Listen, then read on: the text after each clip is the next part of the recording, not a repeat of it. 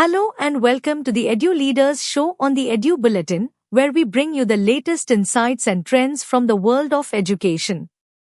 I'm Jessica, and I'm excited to guide you through this episode.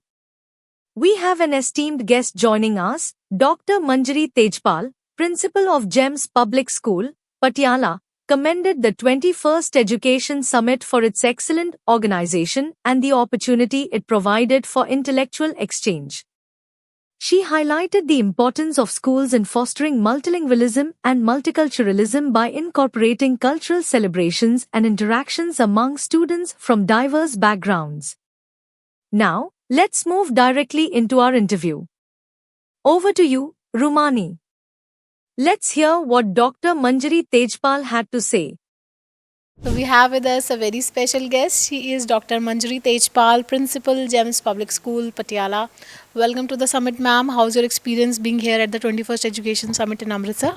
Thank you so much. It is just as wonderful as it always is. It's very well organized. Mr. Manmeet has brought various sectors from education together on the same platform, and such august gathering where so much of intellect is around, and talking to them, meeting them is always a great learning experience.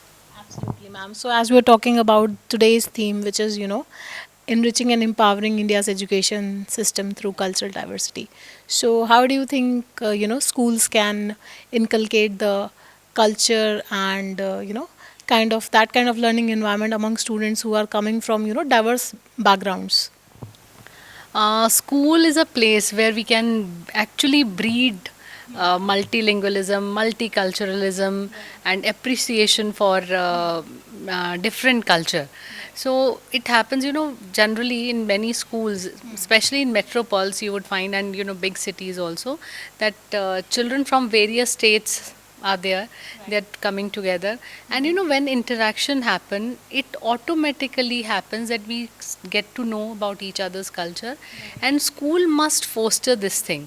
I believe that whenever a festival is there, any suppose a festival which is to be celebrated, for example it is Guddi Padwa, so school can always invite Marathi parents to school, let them come and talk, let them tell about various things which are being done, and they can even teach children for some hands-on experience of art and craft, or some food items. So this also make children understand and appreciate different cultures.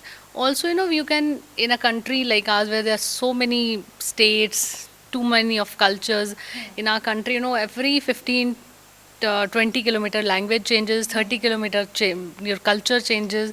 So talking to each other, meeting each other, giving that free time of interaction to children is can be of great help in building this unity in diversity and appreciating the culture in schools.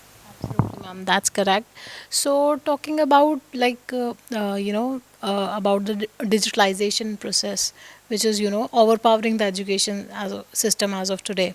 So, how we can maintain a balance and make sure that the traditional method of learning and the modern way, method of learning go hand in hand and benefits both the teachers and the students as well. Uh, yes, this is something latest thing which is happening. We talk of digitalization, but we need to understand this thing, our generation, that this is inevitable. And this is slowly and gradually going to completely enter our education system. So we let us be prepared for it. Why to shy away from this? And let us try to make the maximum use and take the maximum benefit out of this. Because when we incorporate digitalization in education, it becomes easier for children to adapt to it. Today's children, I mean, I believe that these children don't have two hands, they have three hands, two normal, one digital hand. A child 1.5 year can scroll mobiles, can find anything. They might not know the terminologies, but they know how to use it. So we cannot deprive this generation of this. If we don't know something, if we doesn't consider a thing right, it doesn't mean that it is wrong. So right use, the right way of implementing in our curriculum can be of great help. So it is not moving away from digitalization. I believe ICT inclusion is must in education. Children should know and understand, but yes, we need to make them understand the utility and the limit they had to put on the things they use. Absolutely. Embracing this very thing, state government has also incorporated scan codes in the textbook so that students can have access to additional information apart We are from the saving textbooks. so much of paper. I mean, whatever we do, if we are doing digitally, we are saving papers. Though digital waste is being created, but then we need to teach children that e-waste is also to be removed over the time. Yes, ma'am. Absolutely. Thank you so much for sharing your views, and it was delightful to have you here. Thank you so much. It was a pleasure.